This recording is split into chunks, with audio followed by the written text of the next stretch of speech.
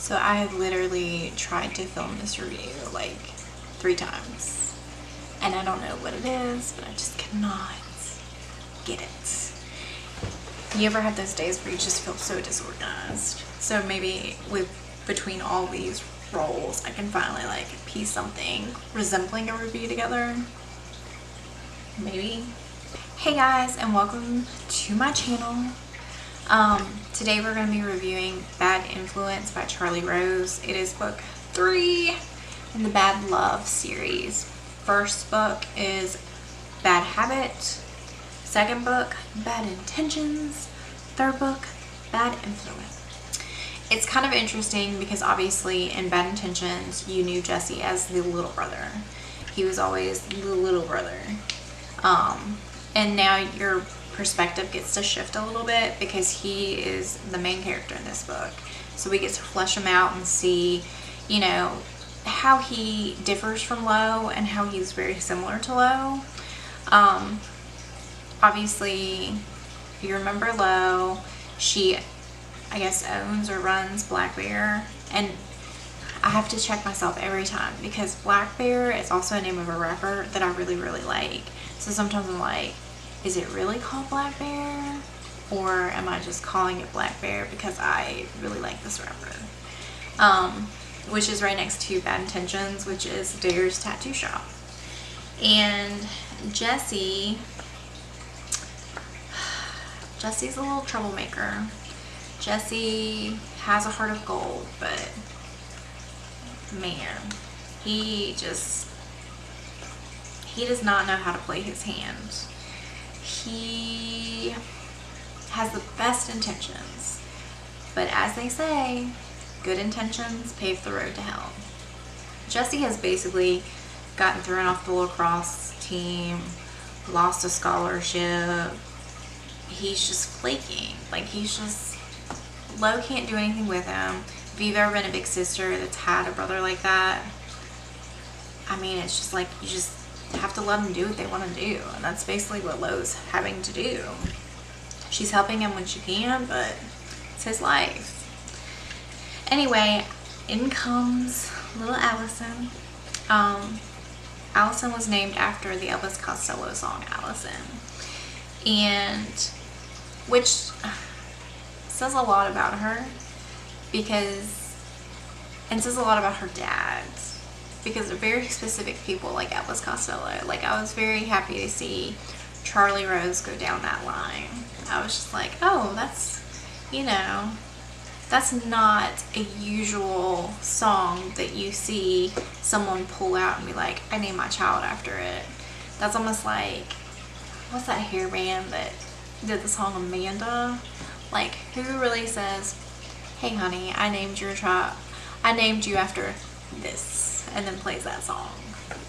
Anyway, so Allison is basically going to school, and she unfortunately has a very narcissistic mother who has run away to Hawaii with her new beau and does not give two shits about how Allison is doing.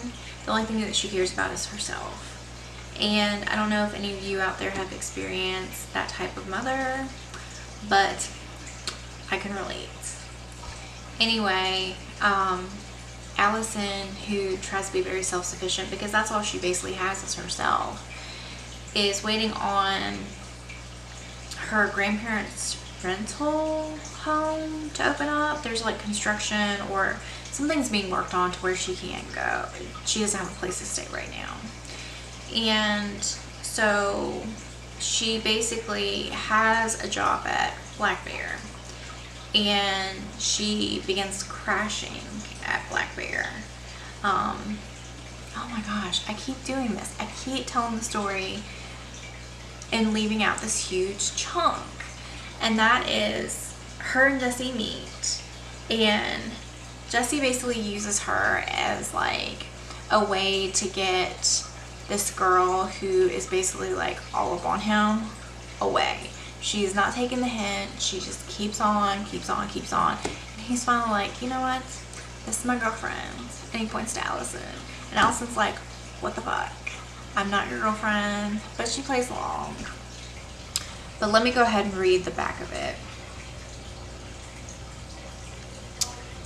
Allie. When I moved to River's Edge, dating was the last thing on my mind. I definitely didn't expect to fall for him. Jesse Shepard. Popular, star athlete, cocky as hell. You know the type. But as time passed, I realized there was more lurking beneath the gorgeous exterior. Secretive, angry, a little bit broken. The more I peeled back his layers, the deeper I fell, until I slammed headfirst into his sea of lies. And then it switches. Jess. I blew my shot, pissed everything away. College, lacrosse, my future, only to end up right back where I started, in River's Edge.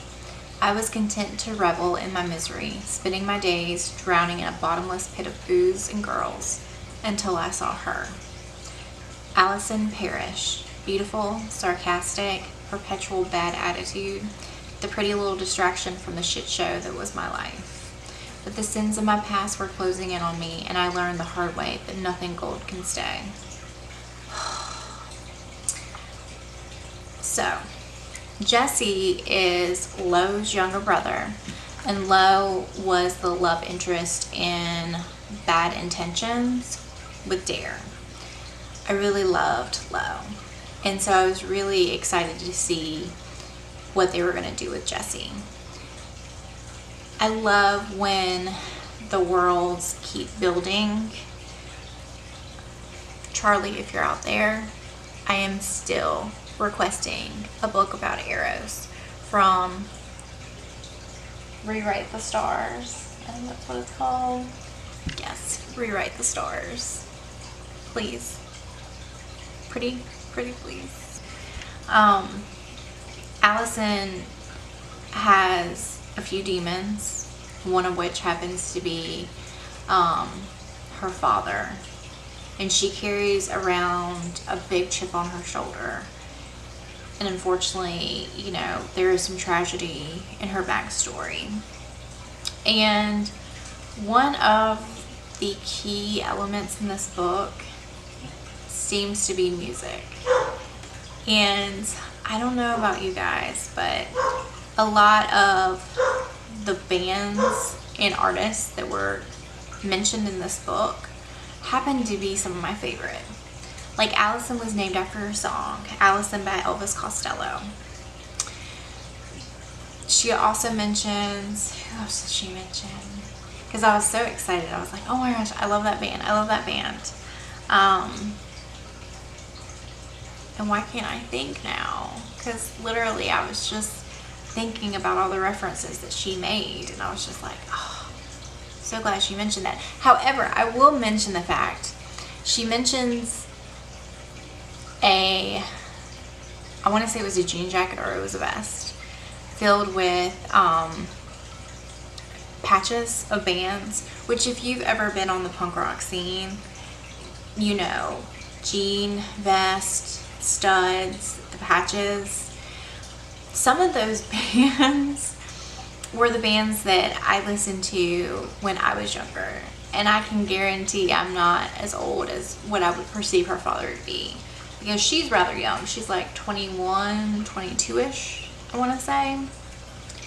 And I'm like just 10 years older than she is in the book. So I was a little like,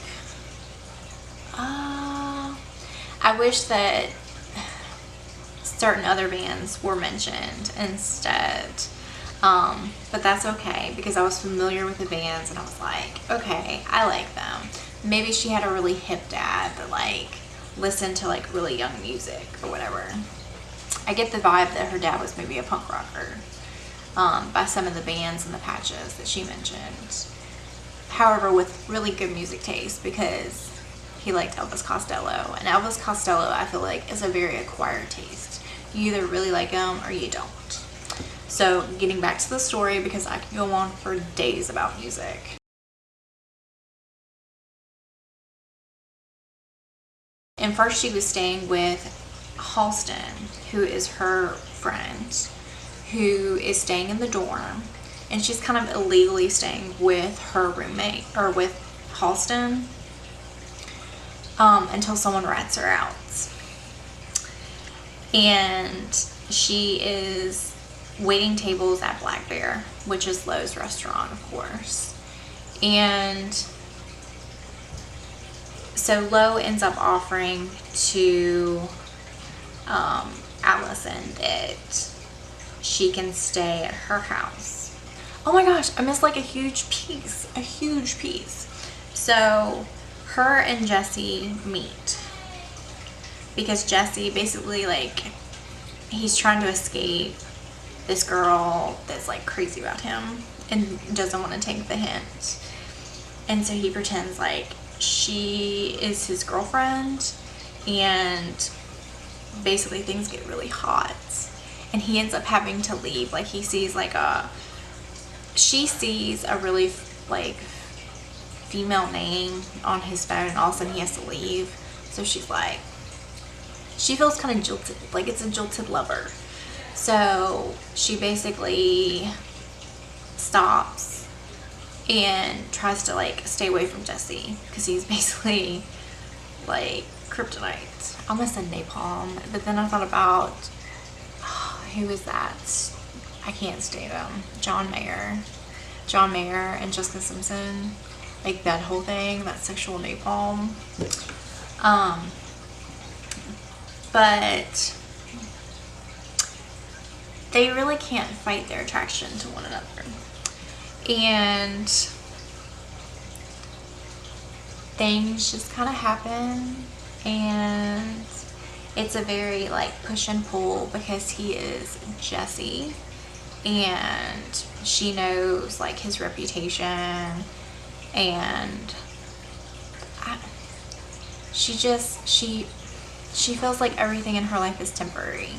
And again, that's something I totally understand. When you're not used to things staying in your life, you know, you don't get attached. And that's basically how I feel like she was. She didn't want to get attached to anything, including Jesse. So it's just, it's such a good love story. Jesse, of course, is a fuck up. Like, he's got his own demons. He's, you know, there's a secret that he's hiding. Actually, there's several secrets that he's hiding. So, yeah. This isn't really much of a review as much as it is like a gush session. Which probably doesn't sound right in this context. But, it's just a really good book. If you like the first two in the series, you're going to really like this one because it really just ties things in. And it makes me wonder if she's going to continue any other stories within River's Edge. I guess it's the Bad Love series is what it's called. I can't think of anyone else. I mean, Adrian, maybe. Basically, Jesse finds out that she's crashing in the restaurant, and he tells his sister Lo, and Lo basically confronts Allison, and Allison kind of has to admit to her why she's crashing there. And Lo, being the sweet person that she is, automatically offers, you need to come stay with us.